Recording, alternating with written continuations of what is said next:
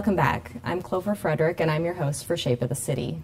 Suicide is the second leading cause of death for Nebraska youth between the ages of 15 and 19.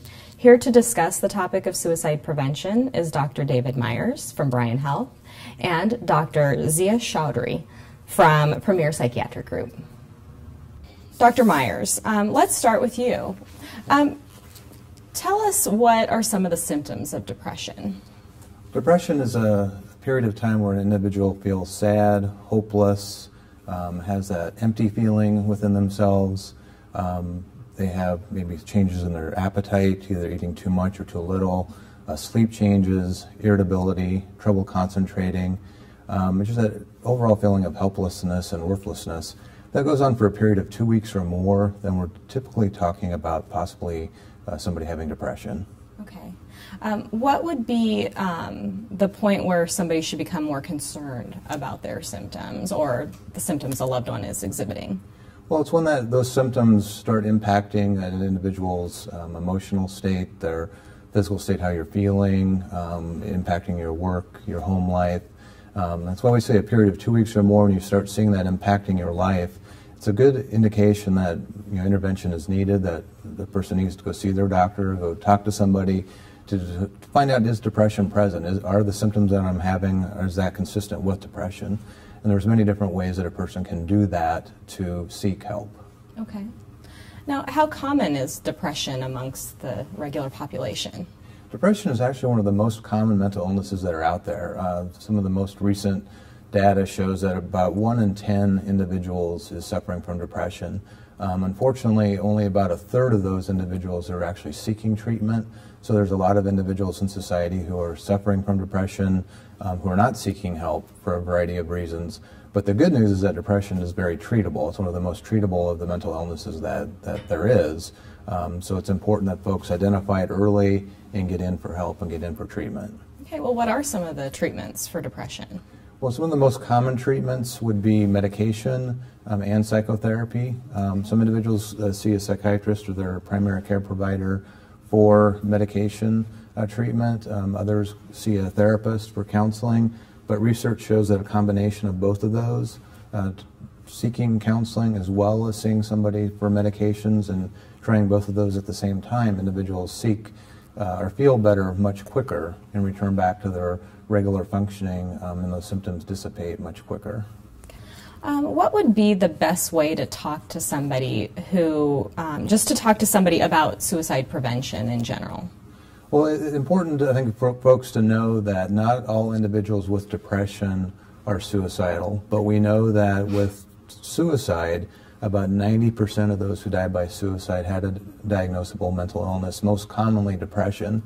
So it's important that individuals, because untreated depression can lead to thoughts of suicide. When a person's feeling hopeless and helpless, and they go for a period of time and they start feeling that way and they're not getting treatment, sometimes that can lead to thoughts of suicide. If somebody is having those thoughts or talking about suicide, it's important to get them into help right away and not to take that lightly. So if you're concerned about somebody, ask a question. There's a myth in society that says if we talk about suicide, that's going to give somebody the idea, it's going to make it worse. That's absolutely false. The best thing you can do is to bring it out in the open and to talk about it. So we always say, ask a question, save a life. So if you're concerned about somebody that you love or a friend, whether it's an adult or a youth, to go to them and say, hey, I'm concerned about you. I'm noticing these signs and symptoms in you. Are you having thoughts of suicide? And to be prepared for the answer. If they say yes, to be non-judgmental, to be a good listener, to let them know that there is help available and that you're there to connect them to resources, and to make sure you do connect them to resources. Okay, and we are going to show some of those resources later on the screen as we wrap up. But let's talk a little bit about how you might be able to find out confidentially if you are at risk of depression and suicide, because I understand that some people are more at risk for it than others. Yeah, individuals who, one way that folks can do it in a free confidential way is through a screening, and through the BryanHealth.com website we do have a free confidential screening that folks can go answer some questions, and it tells them whether or not the signs and symptoms are present for depression, and then it then that gives you a good indication that, okay, I'll print this off and then take it with me to my healthcare provider to get a accurate diagnosis, because the screening is not a diagnosis, but it tells you whether or not the signs and symptoms are there. Or to go visit with your family doctor, go see a therapist, psychologist, and let them know how you're feeling and have them do an evaluation to determine if depression is present. We do know that depression is more common. Well, depression, if you have depression in your family, individuals, offspring of that individual that are at higher risk for depression. Studies show that individuals with chronic illness, cancer, heart disease, many of the chronic illnesses have a higher rate of depression. So depression can really impact anybody, but there are certain populations where we see a higher rate of depression. So it's important to take a screening, to visit with your healthcare provider if you have any questions or concerns if depression might be present for yourself or for a loved one. Okay. Now, if you are concerned about somebody and you do approach them and ask the question, but what if they refuse help? What's the next best step? Well, it's important to let them know that help is available, and if somebody is suicidal and is in a crisis, if they're voluntarily willing to go for help, here in Lincoln, the Bryan Health, Bryan Medical Center West, we have a 24-hour mental health emergency department that's there all day, all night, all the time. And so it's one of the only mental health emergency rooms in the, one of the few in the United States dedicated to mental health. Trained staff there to assess that crisis and to help that individual get into appropriate services that are needed. If somebody is refusing to go for help and they're in crisis, individuals can then contact law enforcement and say, I'm concerned about this individual, they're telling me that they're suicidal, I think they're in crisis, but they're refusing to go for help. There's a statute here in Nebraska called emergency protective custody, and law enforcement will come out and assess the situation. If they feel that individual is in danger of hurting themselves or others, then they can, what they do is they take them into what's called emergency protective custody. And in Lincoln, we have, or Lancaster County and the 15 counties surrounding Lincoln, we have the crisis center, and that's where individuals then would be cared for and evaluated to determine what would be best to help them with their symptoms and their illness. That's a great resource to know about. Yeah. Thank you. Let's switch gears a little bit and talk about what is being done to talk about suicide prevention awareness in Lincoln and Nebraska right now. Well, we have what's called the Nebraska State Suicide Prevention Coalition. It's a group that meets monthly, and it covers the whole state. But here in Lincoln, one of the programs that we have piloted is called the Local Outreach to Suicide Survivors. So when we look at suicide, we look at suicide awareness, making people aware of suicide, looking at suicide intervention, what are we doing to making people aware of what do you do if you come across somebody who's suicidal. And then the methodology, looking at how we're collecting data and doing those types of things. There's also an area called postvention, that if somebody we lose to suicide, we know that those suicide survivors, and suicide survivors in this context are those who have lost somebody to suicide. They're at a higher risk for suicide. So research shows that if we can provide resources to those family members as soon as possible following the death of somebody to suicide, that in itself is going to help prevent suicide and helps them get connected. So in Lincoln we have what's called the LOSS team, and that team is 2 individuals who lost somebody to suicide and a clinician. It's a voluntary team. How it works here in Lincoln is the police chaplain will call us and let us know that there's been a suicide, and then they dispatch the team, and then the team, if the family's willing willing to allow the team to come to talk to them, the team will go out and provide a listening ear to let them know, 2 of those individuals have themselves experienced what those families are going through, and then we connect them to resources. The other piece is just making people aware. As I mentioned earlier, ask a question, save a life. There's also another resource that we're involved in statewide, but focusing on here in Lincoln on Memorial Stadium on football Saturdays. You might see a campaign called don'tbesidelined.com.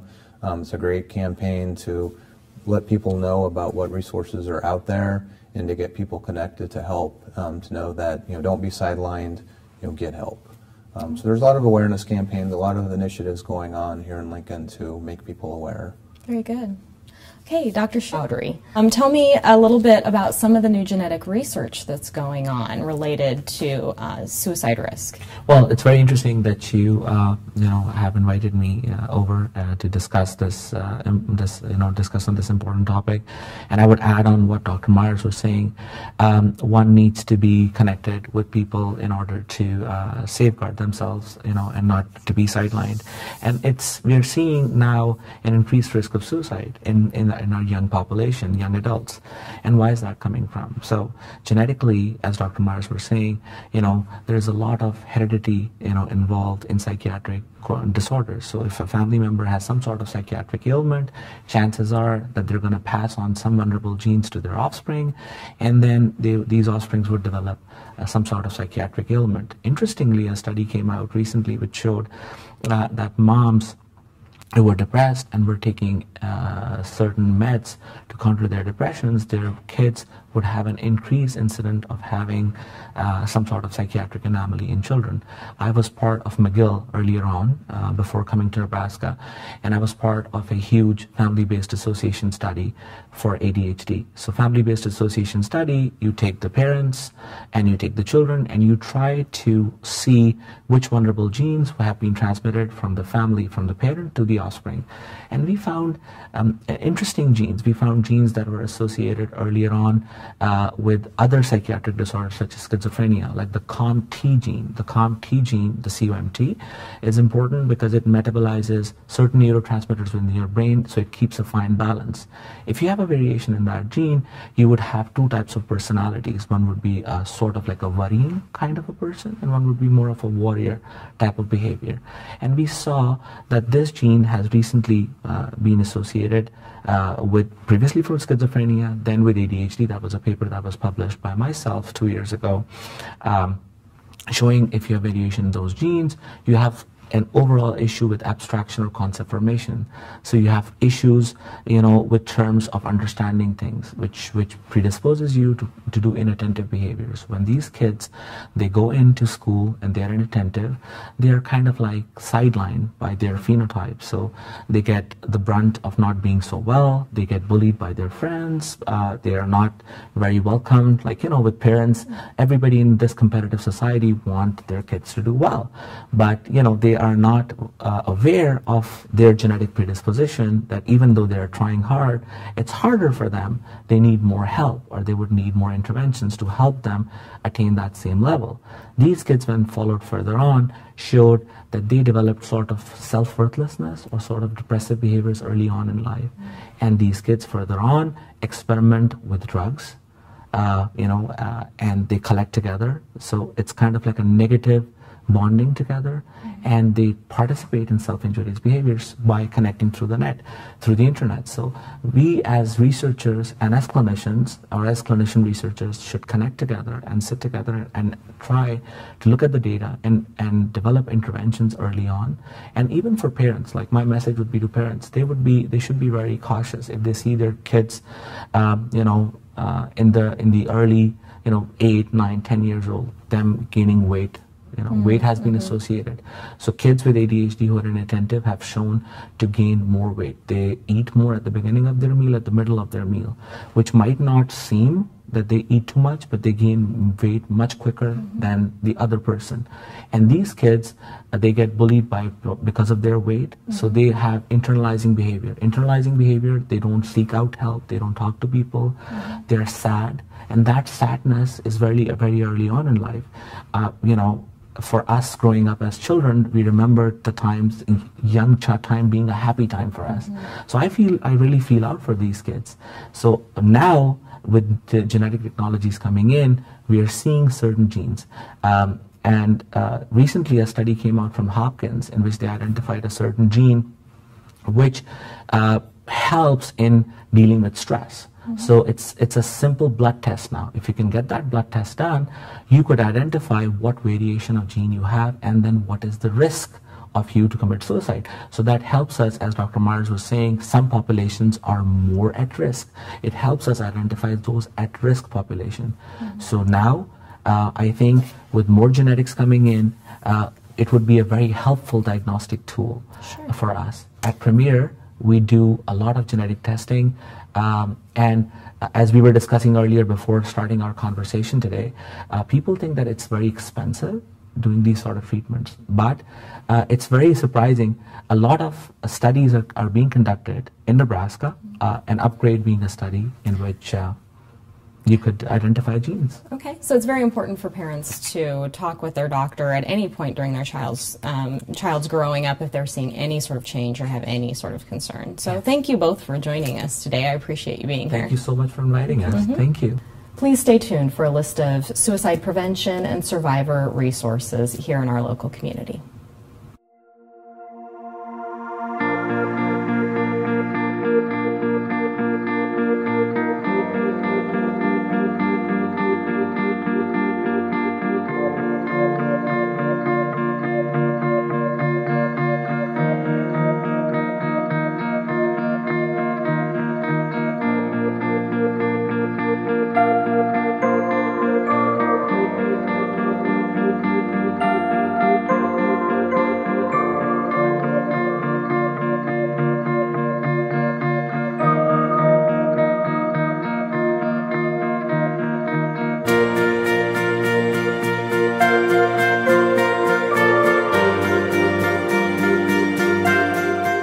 Shape of the City is dedicated to keeping Lincoln informed of health and wellness topics and events. Check out our calendar at lincoln.ne.gov.